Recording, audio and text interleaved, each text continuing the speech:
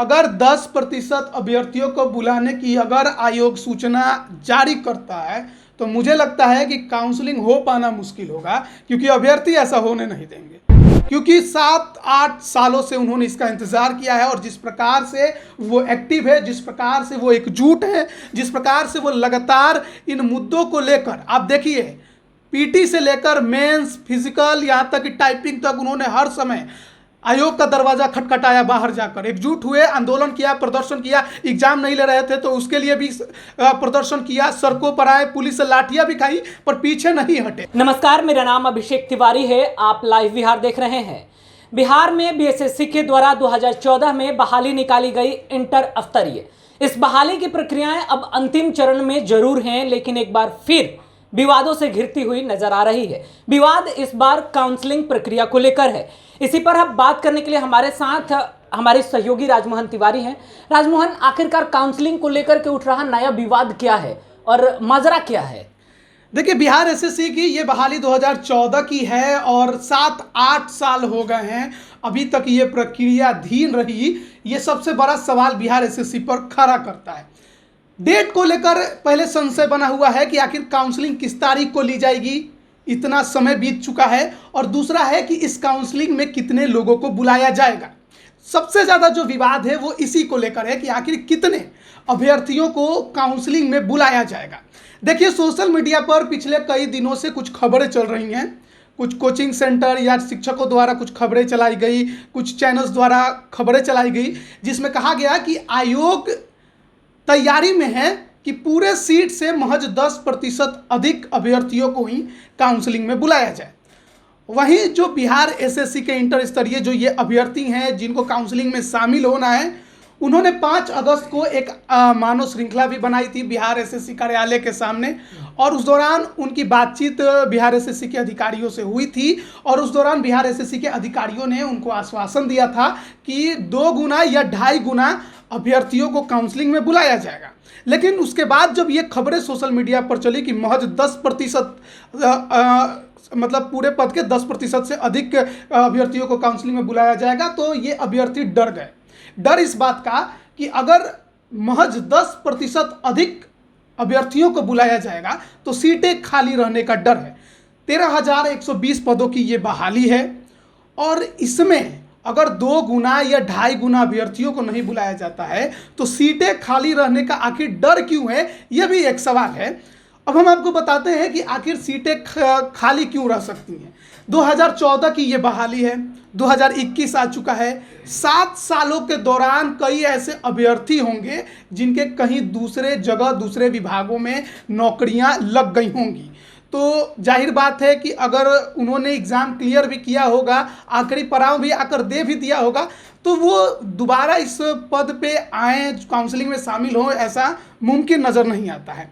दूसरा है जो सबसे बड़ा मुद्दा है, वो है 2016 का जब ये आवेदन रीओपन किया गया था। उस दौरान ये देखने को मिला कि कई ऐसे अभ्यर्थी जिनका एज 2014 में पूरा नहीं हुआ था, यानी उस समय वो फॉर्म भरने के लिए एप्लीकेबल नहीं थे, उनकी उम्र नहीं हो रही थी, तो उन्होंने भी 2016 में जब ये रीओपन किया तो उसमें आवेदन कर दिया, लेकिन वे वैध नहीं थे आवेदन करने के लिए। तो उनमें से कई हजार ऐसे अभ्यर्थी थे, तो वो भी परीक्षा पास हुए हैं, उन्होंने भी टाइपिंग टेस्ट दिया है, तो काउंसलिंग में उन्हें भी बुलाया जाएगा।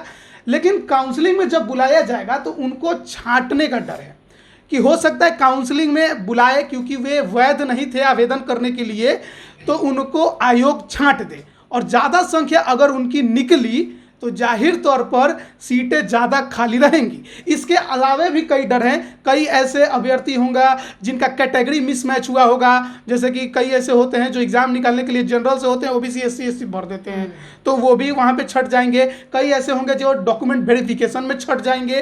तो छटनी तो काउंसलिंग में होनी है, लेकिन छटनी इतनी ज़्यादा ना हो जाए कि पदे खाली रह जाए। तो इसी बात का डर है अभ्यर्थियों को, और इसीलिए अभ्यर्थी वो चाहते हैं कि आयोग कम से कम 2.5 गुना अभ्यर्थियों को काउंसलिंग में बुलाए। लेकिन आयोग ने अभी तक कोई सूचना नहीं जारी की, इस संबंध में कोई स्पष्टीकरण भी नहीं दिया है कि वो कितने अभ्यर्थियों को बुलाएगा काउंसलिंग में या उसकी डेट क्या रहेगी। बस अनुमान लगाया जा रहा है, अफवाहों के बाजार काफ़ी गर्ग में है और अभ्यर्थी अभी भ्रम की स्थिति में है कि क्या होगा उनका अगर आयोग ज़्यादा संख्या में यानी 2 गुना या 2.5 गुना अभ्यर्थियों को नहीं बुलाता है, कम काउंसलिंग में बुलाता है, सीटें खाली रह जाएंगी। 7-8 साल से वो इस परीक्षा का इंतज़ार कर रहे थे, इसके रिजल्ट का, और ऐसे में अगर सीटें खाली रह जाएं और अभ्यर्थी जो इतने समय से इंतज़ार कर रहा था सब कुछ पास करके भी काउंसलिंग में अगर 7 साल का लंबा समय हो ना हो पाए तो उसके लिए बहुत बड़ी निराशा होगी। और सीटें खाली रह जाना आयोग के लिए भी या फिर कहिए सरकार के लिए भी किसी प्रकार का लाभदायक नहीं है। अभ्यर्थियों के लिए तो ये पूर्ण रूप से नुकसानदायक है। तो जाहिर तौर पर अभ्यर्थी तो डरेंगे और आयोग जब तक स्पष्ट नहीं करेगा इस संबंध में कोई भी बात तो अभ्यर्थियों के अंदर ये विवाद, ये भ्रम बना रहेगा। हमने और आपने कितनी कोशिश की आयोग से इस संबंध में बात करने की। हमने व्हाट्सएप पे मैसेज किया, जो सचिव हैं बीएसएससी के ओम प्रकाश पाल, यहाँ तक कि उप सचिव जो हैं अभय कुमार सिंह, संयुक्त सचिव अब्दुल जो हैं वहाब अंसारी जी, उनसे बात करने की कोशिश की, सदस्यों से बात करने की कोशिश की। सदस्य कहते हैं कि उप सचिव से बतियाओ, उप सचिव कहते हैं कि सचिव से बतियाओ, उनसे बात कीजिए, वही आपको बताएंगे। लेकिन कोई स्पष्ट जानकारी देना ही नहीं चाहता है। और 27 तारीख का डेट ऐसे बताया जा रहा था, 27-28, कि इस संबंध में सूचना आयोग अपनी वेबसाइट पर जारी करेगा, लेकिन अभी तक जारी नहीं किया गया और अभ्यर्थियों के अंदर भ्रम है उसको भी दूर नहीं किया गया है। तो इस संबंध में आयोग पर सवाल खड़े होते हैं। आयोग, आपको नहीं लग रहा है कि आयोग भी अभी अनुमान ही लगा रहा है कि क्या करना चाहिए? क्योंकि आयोग, जिस तरीके से आयोग को लेकर के खबरें चलाई गई कि 10% ही अधिक बच्चों को बुलाया जाएगा, तो आयोग पहले माहौल को देखता है, ऐसा आपको नहीं लगता है?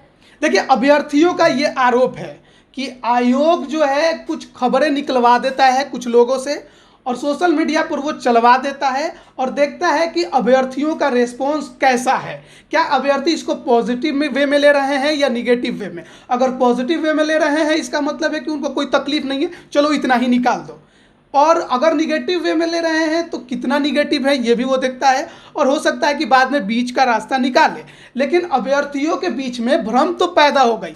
आयोग तो कहेगा नहीं कि हमने ये खबरें लीक करवाई हैं, हमने ये खबरें चलवाई हैं, सफाई देने तो आएगा, ये तो वो देगा नहीं। और हम पूछने जा रहे हैं तो बता भी नहीं रहा है, किसी को भी अभी तक उसने स्पष्टीकरण नहीं दिया, न अखबार के या नेशनल टीवी हो या किसी अन्य को। हमने कितनी कोशिशें की 3 दिन से लगातार, यहाँ तक कि व्हाट्सएप पे जो पूरा मैसेज मैंने एक समझिए आवेदन टाइप का लिखकर आपके सामने भेजा था, अभी तक कोई रिप्लाई नहीं आया है। तो इस संबंध में आप समझ सकते हैं कि आयोग किसी ना किसी बात का इंतजार कर रहा है, पर किस बात का, यही सवाल है। अच्छा, अब आखिरी सवाल मेरा ये है कि अगर 10% अधिक बच्चों को मान लिया जाए कि अगर बुला ही लेता है और पदें खाली रह जाती हैं, तो क्या अन्य बच्चों के लिए दोबारा से काउंसलिंग की प्रक्रिया को ओपन करेगा? अगर 10% अभ्यर्थियों को बुलाने की अगर आयोग सूचना जारी करता है तो मुझे लगता है कि काउंसलिंग हो पाना मुश्किल होगा, क्योंकि अभ्यर्थी ऐसा होने नहीं देंगे।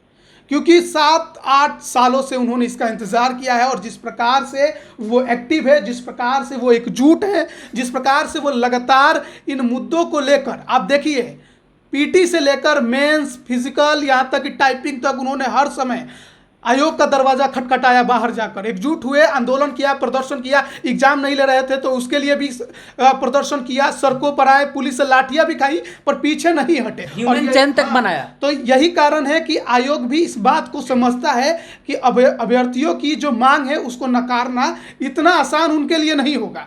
10% अगर डिमांड करेंगे तो मुझे नहीं लगता है कि अभ्यर्थी संतुष्ट होगा।